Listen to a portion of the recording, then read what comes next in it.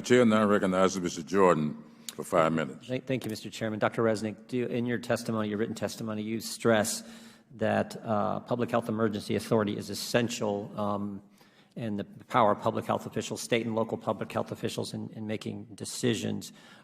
Should there be limits on the emergency powers of public health officials? Yes, as I said in my thank you for the question, Congressman. As I said in my testimony, yes, there should absolutely be checks and balances and thinking these things through. Tell me what those checks and balances should be. Well, actually, Lawrence Gostin, a law professor of global health at Georgetown University, has some criteria that he thinks can think about for individual rights. And is there scientific evidence that the policy makes sense?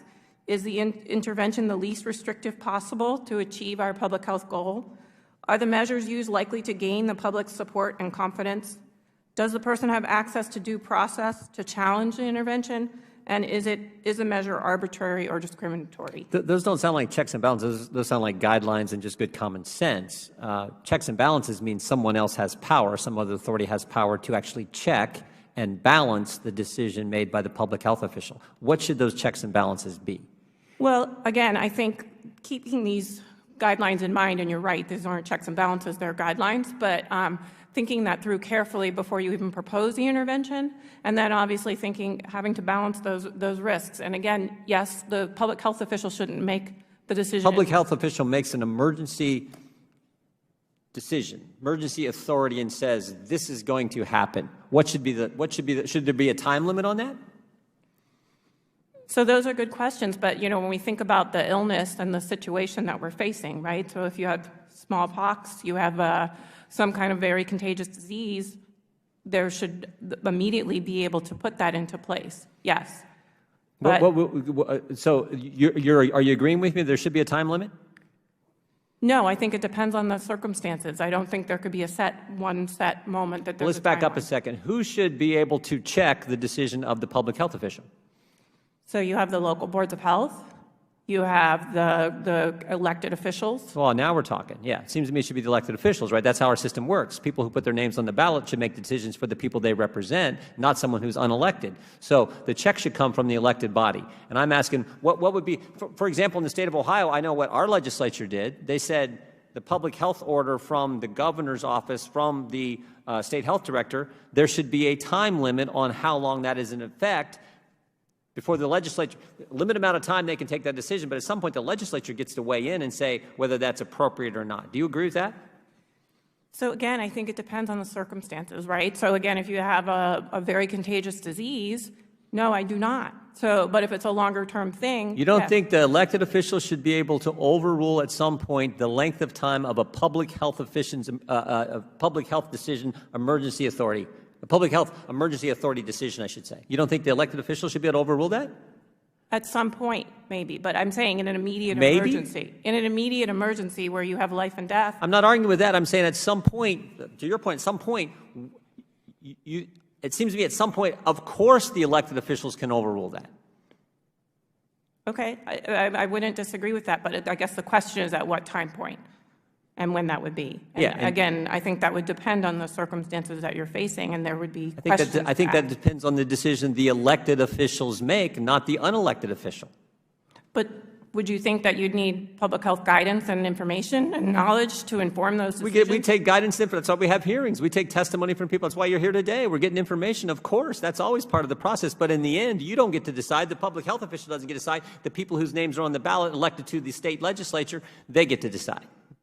That's how it works in our system.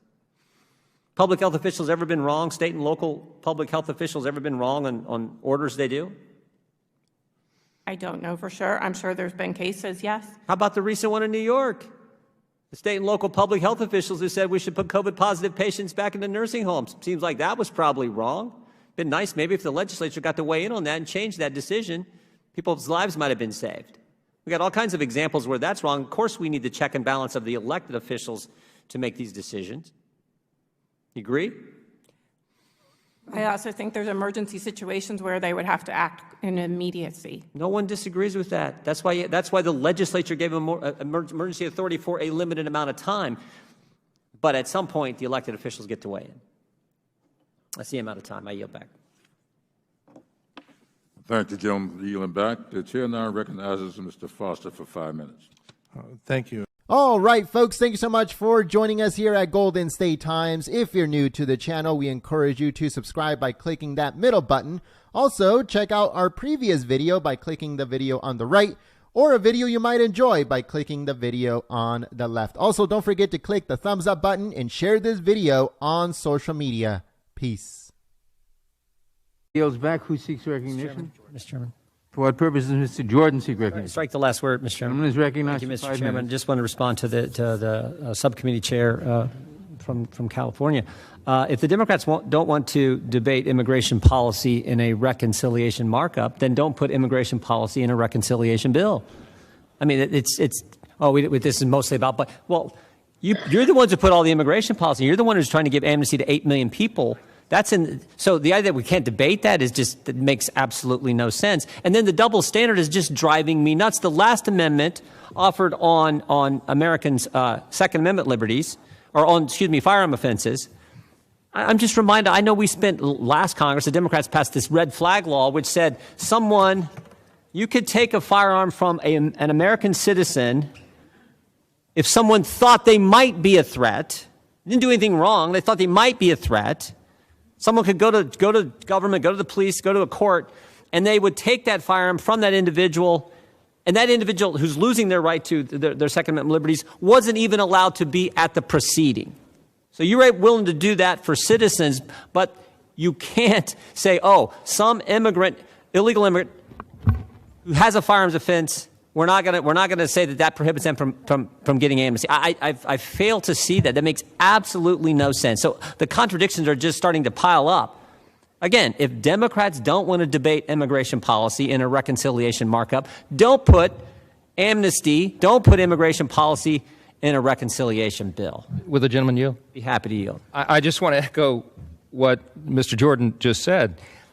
The Democrats are the ones that brought this issue to the table today. It doesn't belong here, but since it's teed up, we have to object. The idea that it is some sort of superfluous matter that we should waive off, that we're going to allow sex offenders into the country to give them green cards, is outrageous. And I'm telling you that the people of my district and my state do not want this. They will not stand for it. And the idea that we should wave a wand here, oh, you all just settle down. Republicans, please just be quiet. Let us get done with our budget matter here. That's all we want to do. These other things, let's just forget about this. We will not forget about it because the American people sent us here to fight for their freedoms, to fight for their rights, their sovereignty, their security. And bringing in sex offenders from 150 some odd countries over this border that's been opened up by the Biden administration is an outrageous thing that every member of this committee should be fighting against. And I cannot believe that the Democrats are trying to wave this off as this is some sort of little matter. I yield back.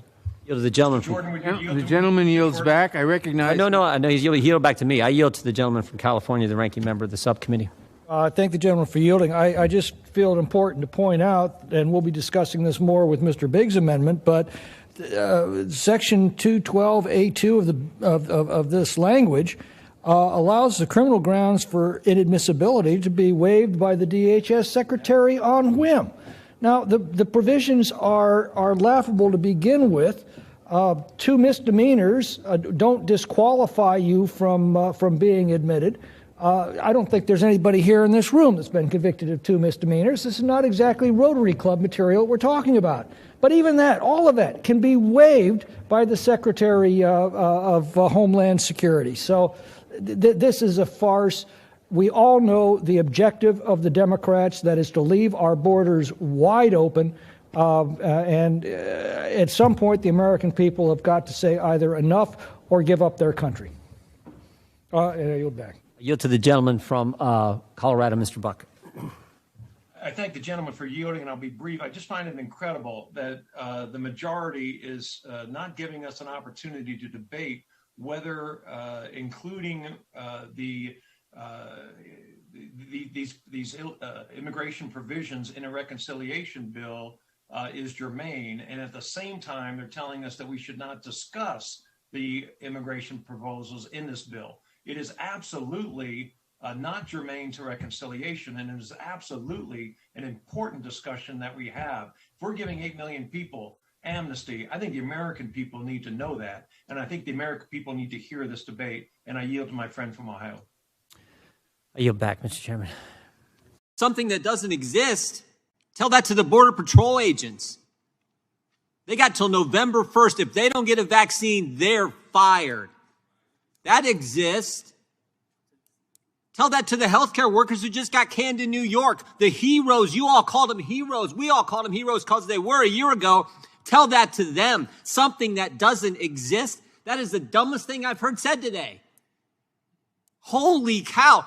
Tell the Border Patrol agents who've been busting their tail for now month after month, record illegal crossings every single month. March was the highest month on record until April. April was the highest month on record until May. May was the highest month on record until June. June was the highest month on record until July. 212,000 illegal encounters in that month alone. Something that doesn't happen. They're going to lose their job if they don't do what Joe Biden says. And you say something that doesn't happen. Oh my goodness. You said this was a waste of our time. This is maybe the most important thing we can talk about, the freedoms that are being taken from the very people we represent. Something that doesn't exist. You got to be kidding me. This is kind of stuff that just ticks me off because this is so basic. The Constitution, I mean, this is fundamental liberty we're talking about, people's livelihoods, and you give us a lecture on something that doesn't exist. Will the gentleman yield then? No, I will not. That is truly unbelievable. These Border Patrol agents, they know it exists. They know it exists. Oh, and here's the irony of that one. We just had a briefing from Mr. Mayorkas, Secretary Mayorkas. You know what he said? When the people who violate the law come across, they're offered a chance to take the vaccine. They get a choice. They get a choice, but not the guys who busted their tail, working hard, protecting us. All they get is attacked by you guys. If they happen to ride a horse, they get attacked by you guys. They don't get a choice. No, this exists. This is a darn good amendment from my friend and colleague from North Carolina. This definitely exists. It is a fundamental issue the country is dealing with as we speak.